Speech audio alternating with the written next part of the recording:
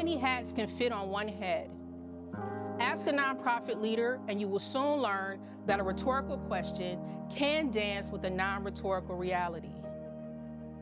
Like how leading a nonprofit sometimes feels like building a plane with a constrained budget, donated materials, and borrowed blueprints while flying upside down in a snowstorm. Serving as pilot, mechanic, and flight attendant all at once, all the time. Or like having your leadership heavily scrutinized and celebrated in the same breath.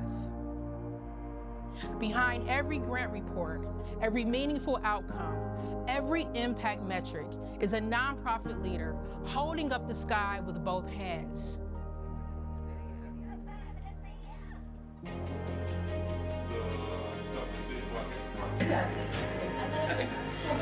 Great to see you.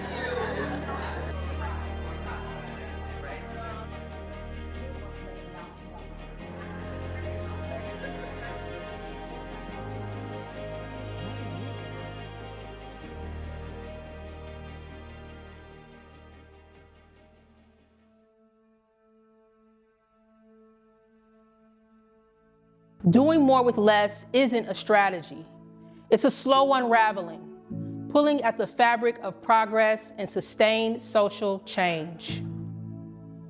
You have to have a very, very strong inner strength. So many of the folks that come into this space do it because they love the work. And we often forget the joy that we once had when we first started in our roles, the passion that fueled our perspective around how to be change agents. And it shouldn't feel this way. It shouldn't be this way.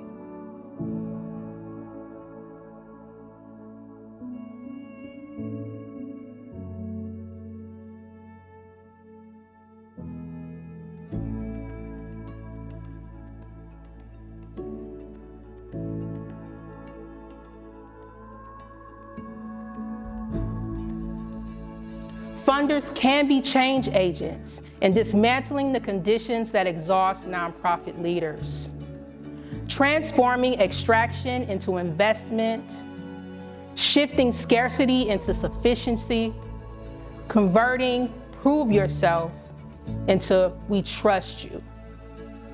Together, we can build an infrastructure of care, reimagining equitable systems together by honoring and celebrating our common humanity. We can build a world where nonprofit leaders don't have to choose between balanced budgets and burnout and supporting their communities and surviving the work.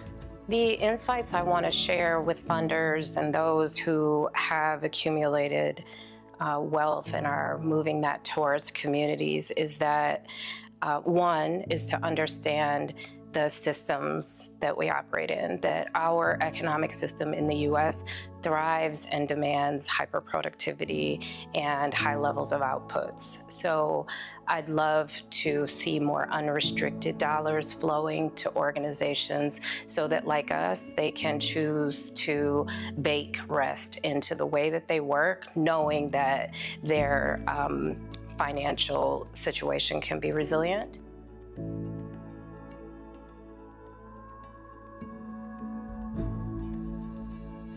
Funders say, how do you make the point about how you're going to be sustainable? How are you going to be here? We want to fund a winning team. We want to fund organizations that aren't about to go away. We want to make sure that our investment is going to have lasting impact. All of that ties into the people who are doing the work, because none of this programming just happens on its own. And if those people are not being invested in, this whole concept of durability or sustainability is just sort of fantasy. So I think it's essential that funders are thinking about investing in the people who do the work and not just some weird spreadsheet or a budget proposal, but they're thinking about, like, how does this actually happen? Who are the people who actually make it happen, and how do we invest in them? This is an opportunity to meet the moment, to stop applauding resilience and to start resourcing restoration. Restoration begins when we acknowledge that rest is not retreat from the work. Rest is what makes the work possible. Rest is sustainability. Rest is justice. This program was copied from another foundation in Arizona.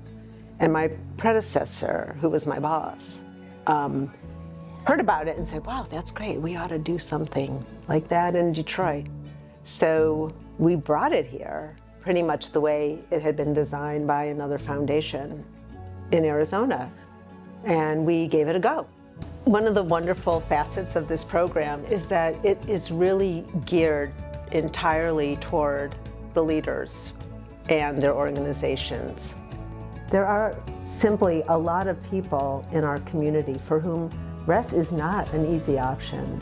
Making sure that every person can exercise that choice should be a core tenet of what we are focused on as philanthropy who care about the well-being of everybody in our community.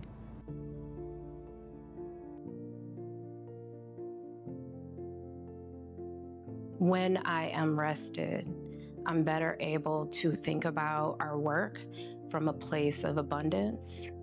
I'm better able to think about our work from a place of possibility, as opposed to the mental models and logics that come in scarcity and when we are burnt out.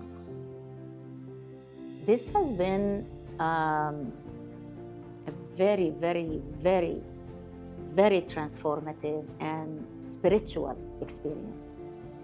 It was a real beautiful gift of time and space to reflect and then come back with just an amazing sense of renewed energy.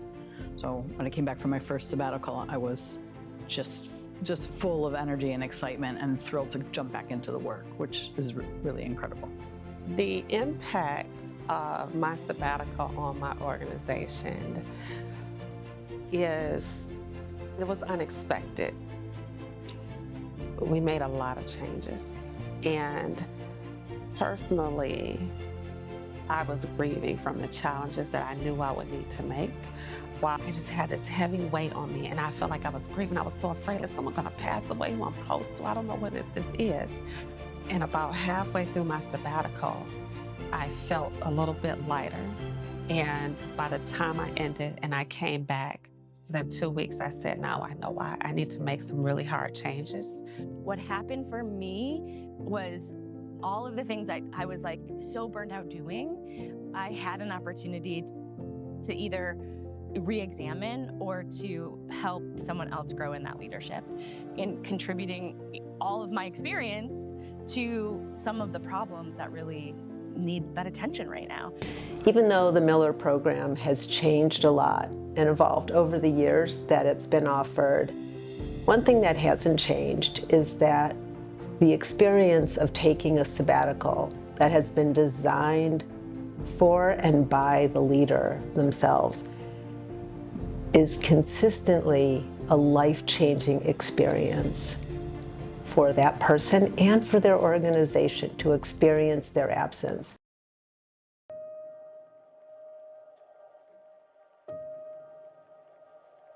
When we fund rest, we fund joy.